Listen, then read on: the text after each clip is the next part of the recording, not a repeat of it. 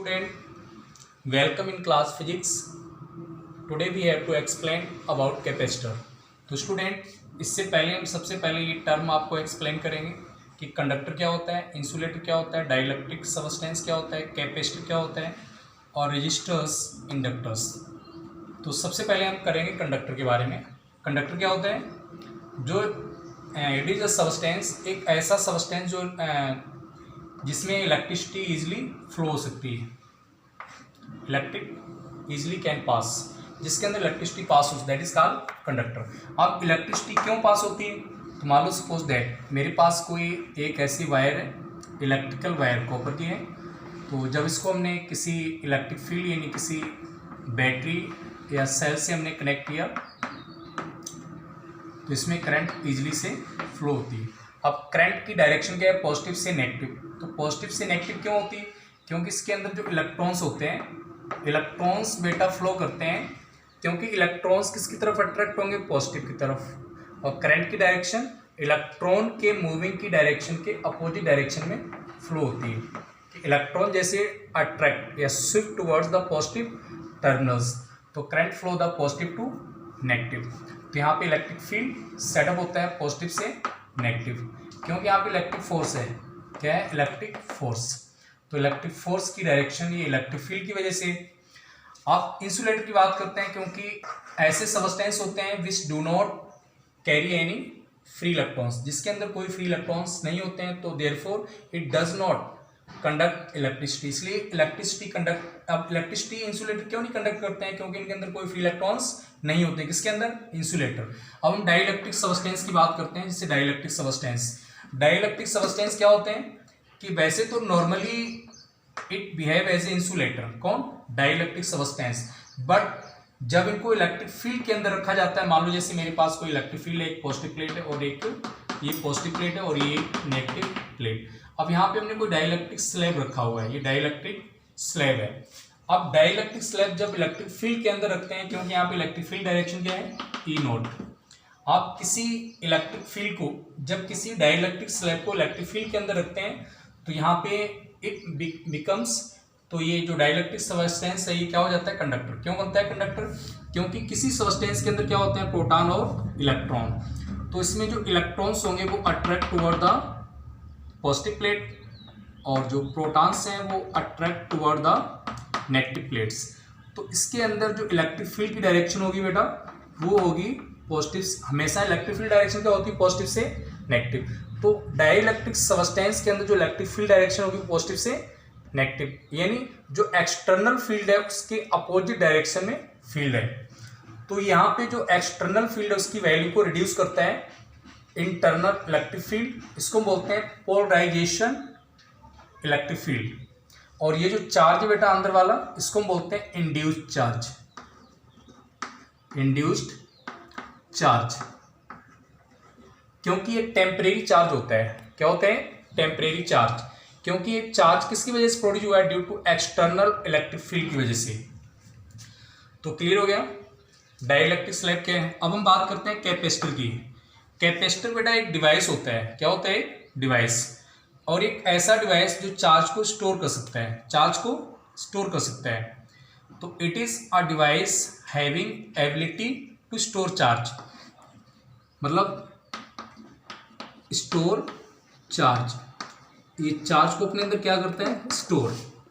अब suppose that मान लो मेरे पास कोई जैसे एक बॉडी है, एक मेटल हमने लिए, जैसे मान लो ये मेटल है ए, तो हम इसको चार्ज प्रोवाइड कर रहे हैं, पॉजिटिव चार्ज। क्या हमने चार्ज प्रोवाइड किए? मान लो हमने क्यू चार्ज प्रोवाइड किया है। अब इसके पास में एक अनचार्ज बॉडी रखी हुई है, अनचार्ज बॉडी रखी हुई बी प्लेट। तो जैसे ही चार्ज बॉडी अनचार्ज बॉडी के कांटेक्ट में नियर आएगी, क्योंकि यहाँ पे इलेक्ट्रिक फील्ड है। क्या है? Electric field. तो इसके जो नियर सरफेस पे कौन सा चार्ज आएगा? नेगेटिव। कौन सा आएगा? और जो फार एंड है उस पर पॉजिटिव चार्ज आएगा। अब हम फार एंड को क्या करते हैं? अर्थिंग प्रोवाइड करते हैं, तो positive charge flow into the earth. अब हमारी दोनों प्लेट ए और बी प्लेट पे, ए पे चार्ज क्या होगा? पॉजिटिव होगा, और बी पे चार्ज क्या होगा? नेगेटिव होगा, तो एक पॉजिटिव प्लेट और एक नेगेटिव प्लेट। तो क्या होता है बेटा, कैपेसिटर क्या होता है, it is a device arrangement of equal and opposite charge which is separated by finite distance, which is separated by, मतलब दो बॉडी हैं जिन पे चार्ज क्या है, इक्वल एंड अपोजिट, जैसे पॉजिटिव चार्ज क्या हो, इस पे नेगेटिव चार्ज क्या हो, और उनके बीच में जो डिस्टेंस है फिक्स है, दैट इज कॉल्ड कैपेसिटर। इसको हम क्या बोलते हैं, कैपेसिटर। अब बात आती है कैपेसिटर को हम चार्ज कैसे करते हैं, कैपेसिटर हमारा किस पे डिपेंड करता है। यस बेटा, नेक्स्ट जैसे how to charge a capacitor. अब कैपेसिटर को हम चार्ज कैसे करते हैं, तो लेट अस कंसीडर एक स्फेरिकल बॉडी है, उसकी रेडियस क्या है r। तो मान लो सपोज दैट हमने उसको चार्ज क्या प्रोवाइड किया है, क्यू चार्ज। तो देखते हैं, जैसे मान लो जब हम इसको चार्ज देंगे तो इसकी क्या है, कैपेसिटी। तो जब इसको हम चार्ज प्रोवाइड कर रहे हैं तो इसकी कैपेसिटी कि हम इसको कितना चार्ज दे सकते हैं। तो मान लो इसका मैक्सिमम पोटेंशियल हो गया, पहले हम चार्ज प्रोवाइड करते हैं, उसके बाद क्या होगा, चार्ज सराउंडिंग में लीकेज होना शुरू हो जाएगा। चार्ज क्या होगा, लीकेज, जब इसका पोटेंशियल मैक्सिमम हो जाएगा, इसके बाद चार्ज लीकेज होना शुरू हो जाएगा। अब हम बात करते हैं कि ये जो चार्ज लीकेज होगा सराउंडिंग में, वो चार्ज क्या करेगा। तो हमारे आसपास क्या है, हवा के मॉलिक्यूल्स हैं, एटम्स हैं। तो एटम्स के अंदर क्या है बेटा, जैसे मान लो यहाँ पे एटम्स हैं, जैसे यहाँ पे इलेक्ट्रिक फील्ड है, ऐसे फोर्स लगाएगा। तो सपोज दैट यहाँ पे क्या है, एटम्स, और तुम्हें पता है एटम्स के अंदर क्या होते हैं बेटा, पॉजिटिव प्रोटॉन्स होते हैं एंड इलेक्ट्रॉन्स होते हैं, यानी पॉजिटिव चार्ज और नेगेटिव चार्ज। तो जब यहाँ पे चार्ज लीकेज होगा तो यहाँ पे क्या, एटम्स को क्या करेगा, एटम्स के ऊपर फोर्स लगाएगा। अब चार्ज की वजह, क्यों, चार्ज मोशन में, तो चार्ज की वजह से force F is equal to electric field की वजह से, और उस क्योंकि एटम के अंदर कौन सा फोर्स है, strong nuclear force, strong nuclear force. Atom के अंदर जो प्रोटॉन्स इलेक्ट्रॉन्स हैं वो उसको क्या किए, स्ट्रॉन्ग न्यूक्लियर फोर्स से बाउंड किए। और जो ये चार्ज है, चार्ज की वजह से क्या है, इलेक्ट्रिक फोर्स है, क्या है, इलेक्ट्रिक फोर्स। अब ये फोर्स क्या करेगा, उसको स्ट्रॉन्ग न्यूक्लियर फोर्स को ब्रेक करेगा, स्ट्रॉन्ग न्यूक्लियर फोर्स को ब्रेक करेगा, इलेक्ट्रॉन को अपनी तरफ अट्रैक्ट करेगा। तो यहाँ पे क्या हो जाएंगे, इलेक्ट्रॉन्स इसकी तरफ अट्रैक्ट होंगे। तो इसको बोलते हैं लीकेज या आयोनाइजेशन ऑफ एटम। तो यहाँ पे आयोनाइजेशन, जो एटम्स है वो आयंस की फॉर्म में हो जाएंगे बेटा। आयोनाइजेशन बहुत इंपॉर्टेंट टॉपिक है, इसको ध्यान से समझना है। How to charge a capacitor. तो जैसे एक बार फिर रिपीट कर रहे हैं, मान लो लेट अस कंसीडर एक स्फेरिकल बॉडी है, उसका सेंटर क्या है, वो रेडियस r है, हमने उसको चार्ज प्रोवाइड किया। तो चार्ज की वजह से यहाँ पे फोर्स क्या है, क्योंकि इसके अंदर इलेक्ट्रिक फील्ड होगा, F is equal to E। तो क्योंकि अब जो स्फेरिकल बॉडीज के चारों तरफ क्या है, एयर है, एयर में क्या होते हैं, एटम, एटम्स के अंदर क्या होता है, strong nuclear force. Strong nuclear force क्या करता है, प्रोटॉन और इलेक्ट्रॉन को बाउंड करके रखता है। तो जब ये फोर्स क्या करेगा, इसके जो स्ट्रॉन्ग न्यूक्लियर फोर्स को ब्रेक करेगा और इलेक्ट्रॉन्स को अपनी तरफ अट्रैक्ट करेगा। तो यहाँ पे पॉजिटिव और नेगेटिव दो प्लेट बन जाएंगे, जिसको हम क्या बोलते हैं, कैपेसिटर। तो ऐसे ये कैपेसिटर चार्ज होता है। अब चार्ज किस पे डिपेंड करता है बेटा, charge directly proportional to the potential.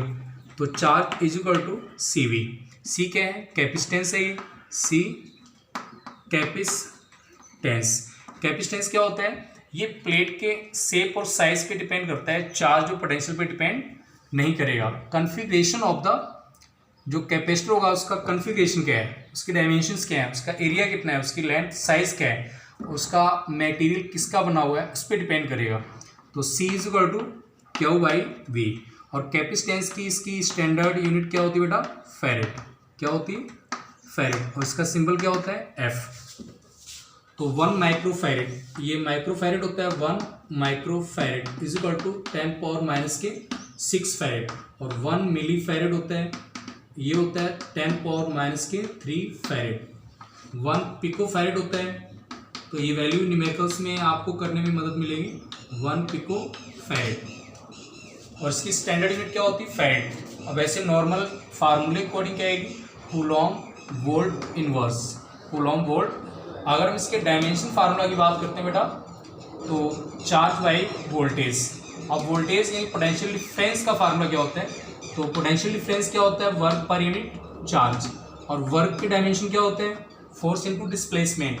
तो फोर्स का mL/-2 और डिस्प्लेसमेंट क्या होता है, L होता है। और बाय में चार्ज का AT होता है। तो एल मल्टीप्लाई एल कितना हो जाएगा, M L square T power minus 2 और बाई में ए टी। तो ये पोटेंशियल का आ गया, किसका आ गया, पोटेंशियल का।